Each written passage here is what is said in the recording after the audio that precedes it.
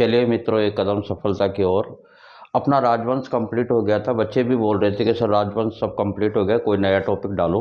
और तो इस बार जो अपना टॉपिक चलेगा वह है राजस्थान के प्रमुख त्यौहार। वैसे तो भारत के भी हैं, और राजस्थान जो परीक्षाओं में पूछे जाते हैं मुख्य मुख्य त्यौहार मैं आपको बताने का प्रयास कर रहा हूँ। क्योंकि त्यौहार आपको सबको पता है कि दिन 30 होते हैं, लेकिन भारत में त्यौहार 35 होते हैं। तो जो भी परीक्षा की दृष्टि से मुख्य जो त्यौहार है वह, तो त्यौहार जब भी पूछे जाएंगे राजस्थान में तो चैत मास हिंदी महीनों में पूछे जाएंगे। चैत बैसाख जेठ आषाढ़ सावन भाद्रपद इस तरीके से पूछे जाएंगे। अंग्रेजी में जब भी पूछेगा तो जनवरी से लेकर दिसंबर तक जो त्यौहार आते हैं तो वो अंग्रेजी में। इसी तरीके से जब भी परीक्षा की दृष्टि से अगर मान लो मुसलमान त्यौहार पूछे गए जाएंगे तो वह अपनी भाषा में पूछेगा, यानी कि हिजरी संवत में पूछेगा। तो इस तरीके से कहने का मतलब, जैसे मान लीजिए आप अंग्रेजी में पूछे तो अंग्रेजी में तो वही जनवरी से लेके और दिसंबर तक जो भी त्यौहार पड़ते हैं वो पूछेगा। और अगर मुसलमानी भाषा में पूछेगा तो हिजरी संवत में पूछेगा।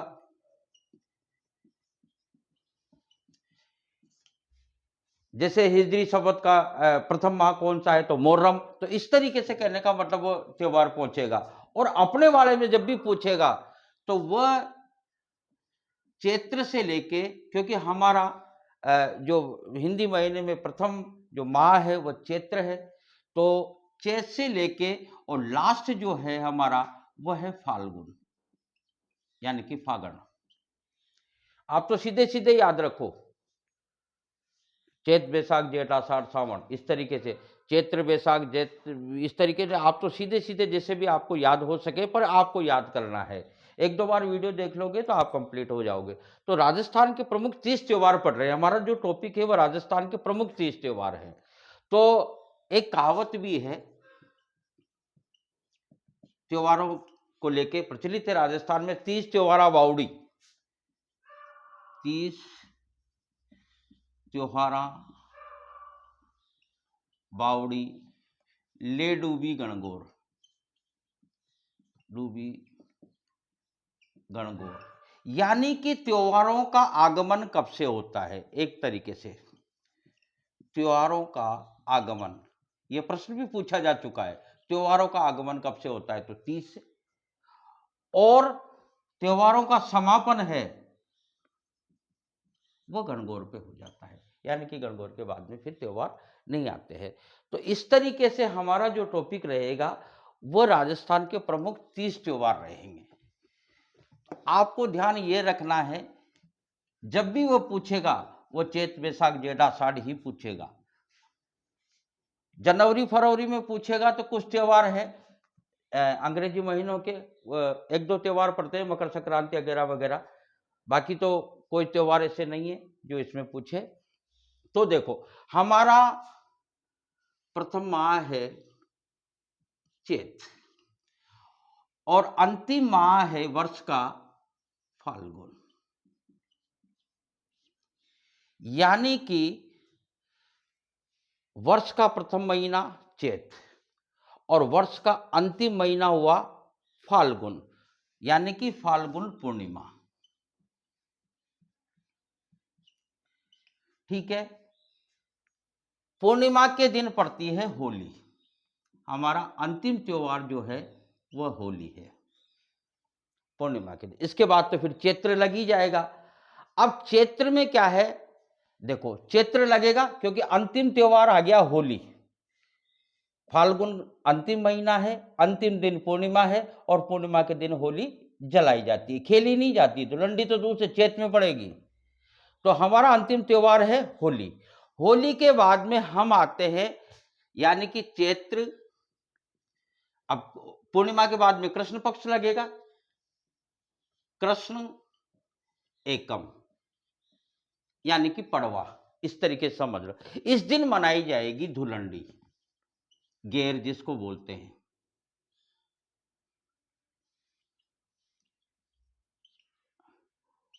धुलंडी चैत्र कृष्ण एकम को धुलंडी मनाई जाएगी, क्योंकि फाल्गुन के अंतिम दिन में पूर्णिमा के दिन होली जलेगी। होली जलने के बाद में जो हमारा जो पहला त्योहार पड़ेगा एक तरीके से चैत्र कृष्ण पक्ष में, तो वो पड़ेगी धुलंडी। अब आ जाइए आप ये चैत्र। अब यहां अपन देखो चैत्र शुक्ल एकम यानी कि पड़वा, यहां से होता है हमारा नववर्ष चालू। हिंदी महीने का नववर्ष प्रारंभ हो जाता है हमारा यहां से। अब आप कहोगे सर यहां से क्यों नहीं चालू होता, क्योंकि फाल्गुन तो यहीं खत्म हो गया, चैत तो यहां चालू हो गया। हमारी हिंदू मान्यताओं और परंपरा के अनुसार ये काला पक्ष है, तो हम काला पक्ष के ये 15 दिन निकालते हैं और उन 15 दिन के बाद में चैत्र शुक्ल एकम को हम नया साल मनाते हैं, यानी कि हम नया साल प्रारंभ यहां से करते हैं। अब नववर्ष जैसे ही लगेगा, चैत का नया जो नया साल लगेगा, वहां से लगते ही शुरू हो जाते हैं नवरात्रि। नवरात्रि तो त्योहार चालू हो गए नवरात्रि से। अब नवरात्रि के बाद में फिर 9 दिन तक त्योहार मनाए जाते हैं, वही पड़वा, दो, तीज, चौथ, पंचमी, इस तरीके से आता है हमारा चैत्र। यही शुक्ल, अधिकतर त्योहार शुक्ल पक्ष में आएंगे। शुक्ल नवमी, नवमी के दिन हमारा त्योहार आता है रामनवमी। भगवान श्री राम का जन्म होता है यहां पे, तो यह है रामनवमी। अयोध्या में बड़ी धूमधाम से मनाया जाता है। अयोध्या श्री सरयू नदी के किनारे है।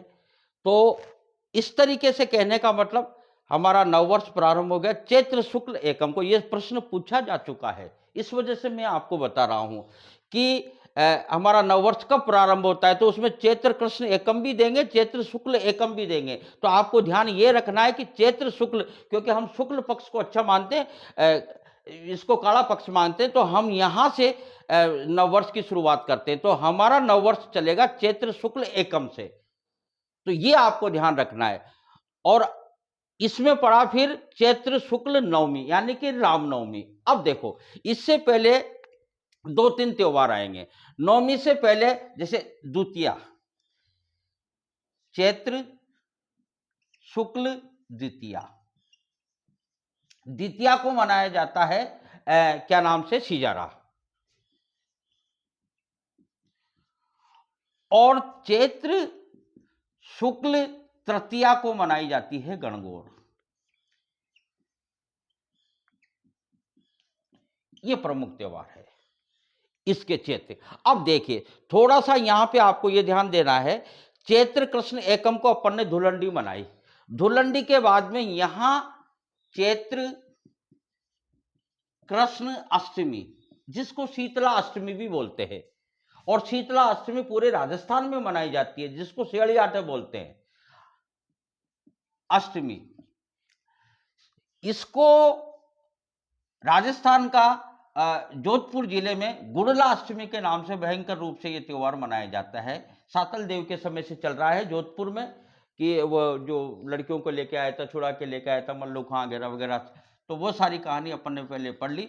गुड़ला अष्टमी, जो गुड़ला नृत्य भी होता है, तो इस दिन शीतला अष्टमी भी मनाई जाती है।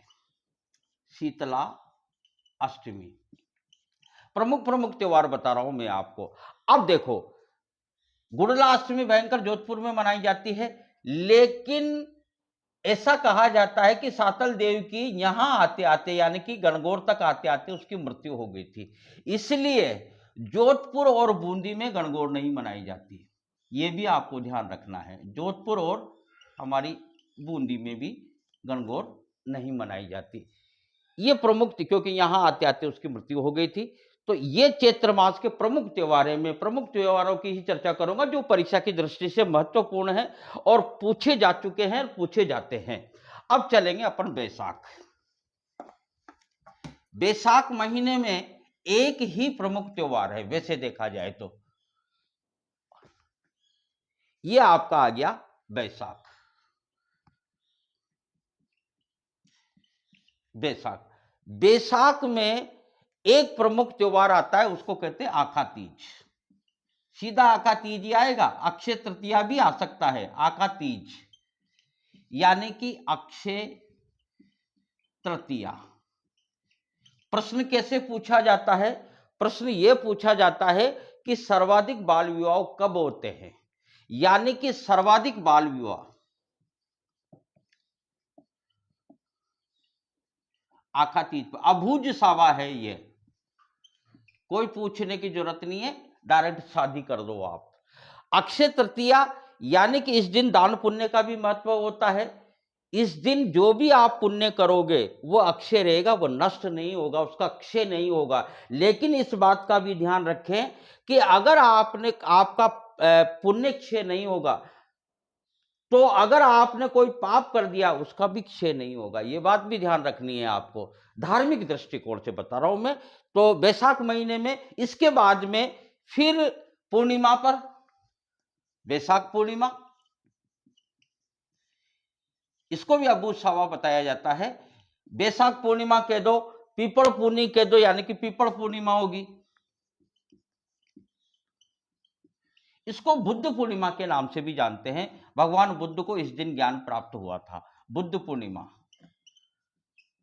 इस तरीके से ये दो त्योहार आपको याद रखना है। अब आता है जेठ यानी कि ज्येष्ठ, एक महीना जेठ का भी आता है, ये भी ध्यान रखना आप। ज्येष्ठ, ज्येष्ठ में केवल एक त्योहार पड़ता है, क्योंकि गर्मी का दिन है, और जो हमारे राजस्थान में और भारत में मनाया जाता है वह है शुक्ल पक्ष में। अधिकतर आपको यह ध्यान रखना है, शुक्ल पक्ष में त्योहार पड़ेंगे। आप सीधा सीधा याद रखो, चैत बैसाख जेठ आषाढ़ सावन भादो आसोज कार्तिक, इस तरीके से आपको याद रखना है, जैसे बूढ़े लोग याद रखते हैं। ज्येष्ठ में वही शुक्ल पक्ष एकादशी यानी कि 11, जेठ शुक्ल एकादशी, इस दिन पड़ेगा, हमें भूखे प्यासे रहना पड़ेगा, यानी कि निर्जला एकादशी, निर्जला एकादशी, यही एक प्रमुख त्योहार है। इसके बाद में लग जाएगा आपका आषाढ़। अब देखो आषाढ़ में क्या होता है, सावे निकल गए सारे लगभग, और ये आपका आषाढ़, जेठ, चैत्र बैसाख जेठ आषाढ़, आषाढ़ शुक्ल एकादशी, आषाढ़ शुक्ल एकादशी, एकादशी का मतलब वही 11। इस दिन देवता सो जाते हैं, यानी कि इसको कहते हैं देव सोनी 11, देव शयनी 11 यानी कि एकादशी, देवता सो जाएंगे। अब देवता सो जाएंगे तो गुरुजी जाग जाएंगे, यानी कि देवता सो गए तो गुरुजी जग गए, गुरुजी जग गए यानी कि गुरु पूर्णिमा।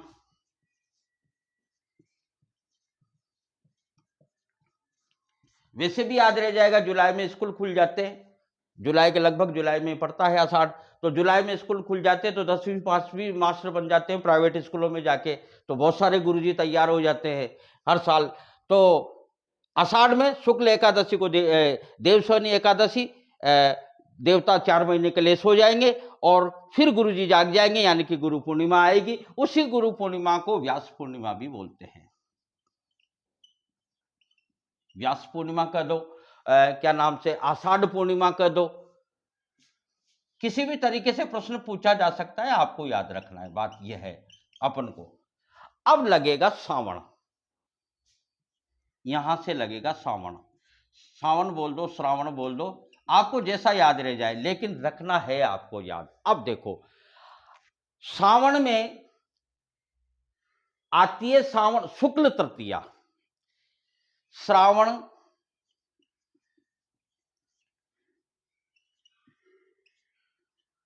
शुक्ल तृतीया, इस दिन आती है छोटी तीज। अधिकतर त्योहार आपके श्रावण और भादवा में ही पड़ेगा, श्रावण और भादवा, यानी कि सावन में छोटी तीज पड़ती है और भादवा में बड़ी तीज पड़ती है, वो भादवा पढ़ाएंगे जब आप पढ़े। श्रावण शुक्ल तृतीया यानी कि तीज को पड़ेगी छोटी तीज। अब देखो श्रावण में क्या होता है, बारिश ज्यादा होती है, बारिश ज्यादा होती है तो कीड़े मकोड़े जानवर निकलने लग जाते हैं, यानी कि अधिकतर सांप वाप निकलते हैं। तो फिर आएगी नाग पंचमी। कब आएगी, वही सावन, ये सावन, ये शुक्ल, इसके बाद में क्या नाम है, जो ये नाग पंचमी आ जाएगी, क्योंकि बारिश होगी, बारिश होगी तो सांप निकलेंगे। अब जब सांप निकले तो आपको डरने की कहीं भी जरूरत नहीं है, डरने की जरूरत नहीं है, यानी कि निडरी नवमी,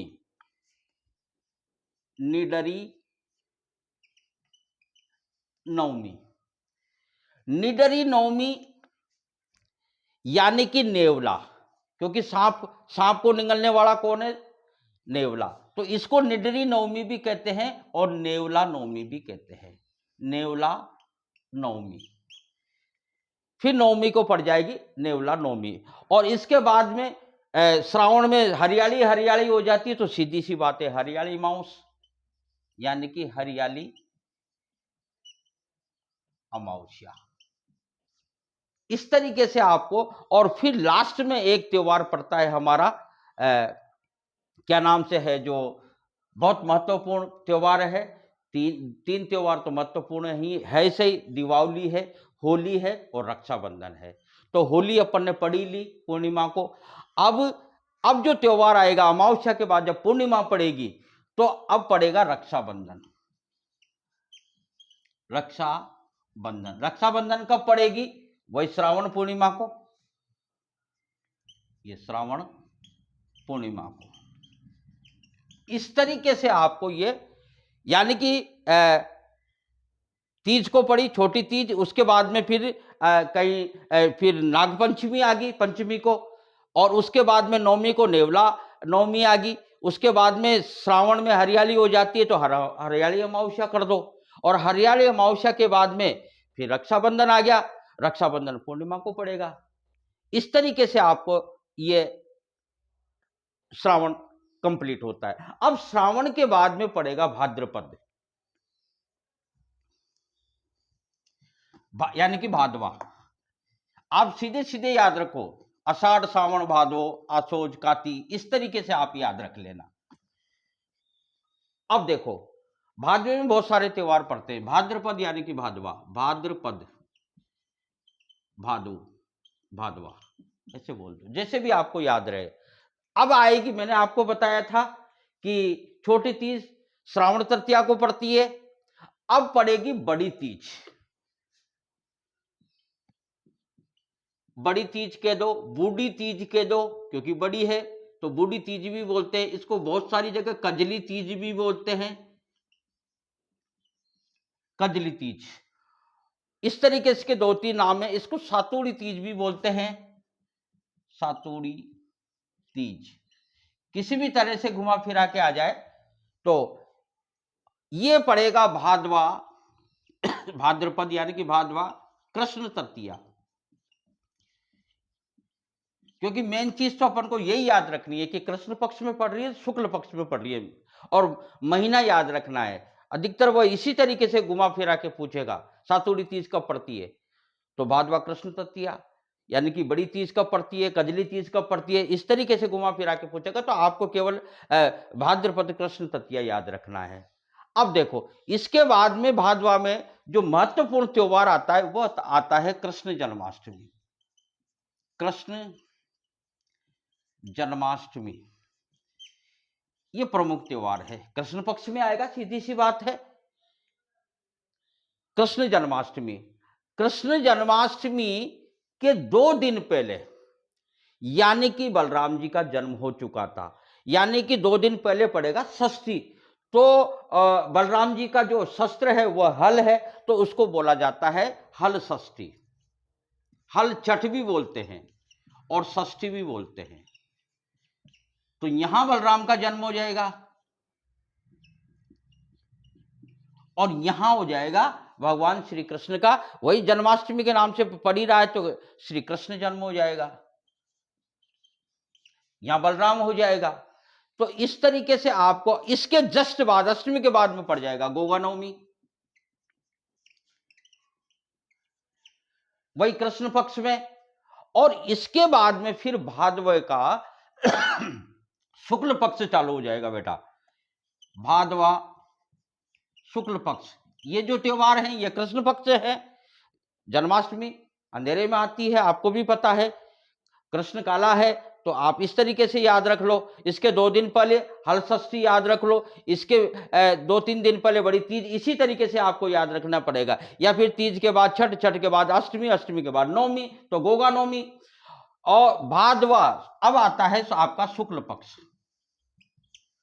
शुक्ल पक्ष का जो सबसे प्रमुख त्योहार आता है, तो एक तो आपको सबको पता है भादवा दूज, श्री रामदेव जयंती आती है दोज के दिन, भादवा दूज। तो दोज के दिन, तो भादवा दूज के दिन रामदेव जयंती हो गया, रामदेव जन्म उत्सव, जयंती नहीं, जयंती तो बाद में पड़ेगी, जन्म उत्सव। और इसके 2 दिन बाद, यानी कि दोज के बाद तीज और चौथ, चौथ के बाद पड़ती है गणेश चतुर्थी। ये प्रमुख, ये बार बार पूछा जाता है, गणेश चतुर्थी। अब देखो गणेश जी कई प्रकार के हैं। वैसे तो सबसे बड़े गणेश जी, रणथंभौर के गणेश जी त्रिनेत्र गणेश जी माने जाते हैं, क्योंकि भगवान शंकर के 3 नेत्र हैं, लेकिन यहां भगवान गणेश के 3 नेत्र, त्रिनेत्र गणेश जी। और सबसे बड़ा मेला राजस्थान में रणथंभौर में लगता है। गुमापुरा के पूछा जाता है कि त्रिनेत्र गणेश जी का मेला कब भरता है। अरे भाई और जगह भरेगा, जब भी यहां भरेगा, सीधी सी बात है। तो वो तो घुमाने फिरा कई प्रकार के हैं, जैसे यहाँ त्रिनेत्र है, बाजना गणेश है शिखर में, इधर पर शेर पे सवार है, नाचना है, खड़े गणेश जी हैं कोटा में। इस तरीके से कहने का मतलब कई गणेश जी है, पर मेला आपको ध्यान रखना है कि गणेश चतुर्थी यानी कि भादवा शुक्ल पक्ष में बढ़ता है, ये आपको। अब यहां कृष्ण जन्म हुआ था, कृष्ण काले हैं, तो अब अष्टमी को यहां आएगी राधाष्टमी, शुक्ल पक्ष में आएगी, क्योंकि राधा गोरी है, तो शुक्ल पक्ष में राधाष्टमी आएगी, ये ध्यान रखना है आपको। अब इसके बाद में लग जाएंगे आपके भाद्रपद पूर्णिमा के बाद में, क्योंकि भाद्र अब पूर्णिमा ही आएगी, अमावस्या के शुक्ल पक्ष में पूर्णिमा आएगी, तो पूर्णिमा के बाद में फिर लग जाते हैं श्राद्ध। और श्राद्ध लगभग 16 दिन के श्राद्ध रहते हैं, श्राद्ध पड़ते हैं अपने 16 दिन के। उन 16 दिनों में ये पितृपक्ष माना जाता है हमारे भारतीय संस्कृति के अनुसार। बड़े बुजुर्ग जो भी जो हमारे नहीं रहे, उनके लिए श्रद्धा से जो किया जाता है तर्पण, उसको श्राद्ध बोलते हैं। तो भारतीय संस्कृति में इसका भी महत्व है। श्राद्ध का महीना पूछा जा सकता है, बाकी और तो कोई इससे जुड़ा हुआ कोई प्रश्न नहीं आता। इसके बाद में आता है आश्विन यानी कि आसोज। आसोज में देखो, आश्विन या आसोज, आश्विन भी लिख दूं मैं,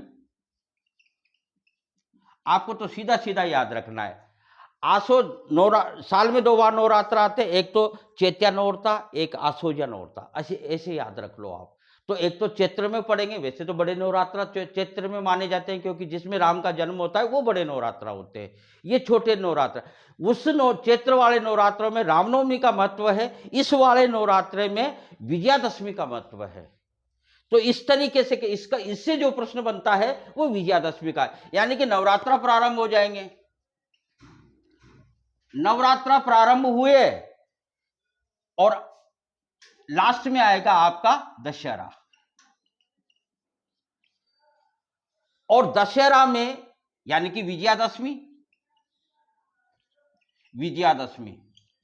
इस दिन रावण दहन होगा। भारत में कुल्लू में मनाया जाता है, और राजस्थान में सबसे ज्यादा और भयंकर रूप से जो दशहरा मनाया जाता है वो कोटा का दशहरा है। ये बार बार पूछा जा चुका है। 1 महीने तक ये मेला चलता है, और यहाँ बड़े धूमधाम से, बड़े उत्सव के साथ दशहरा मनाया जाता है। इसके बाद में फिर आती है पूर्णिमा, और पूर्णिमा में मनाई जाती है, शरद पूर्णिमा कह दो, आप रास पूर्णिमा कह दो। ये महत्वपूर्ण त्यौहार है जिसपे खीर बनती है और वो भगवान श्री कृष्ण का रास वगैरह वगैरह होता है। तो शरद पूर्णिमा का भी बहुत बड़ा महत्व है। वो आश्विनी पूर्णिमा को आती है। तो ये विजयादशमी और रास पूर्णिमा ये आपको ध्यान रखना है। इसके बाद में हमारा महीना आएगा, महत्वपूर्ण महीना है कार्तिक। कार्तिक में बहुत सारे त्योहार पड़ते हैं। कार्तिक में आपको पता है कार्तिक अमावस्या को दीपावली पड़ती है। कार्तिक कार्तिक कृष्ण पक्ष से चालू करते हैं क्योंकि अमावस्या कृष्ण पक्ष में पड़ेगी। कृष्ण चतुर्थी, इस दिन मनाया जाने वाला भयंकर रूप से जो त्योहार है वह है करवा चौथ।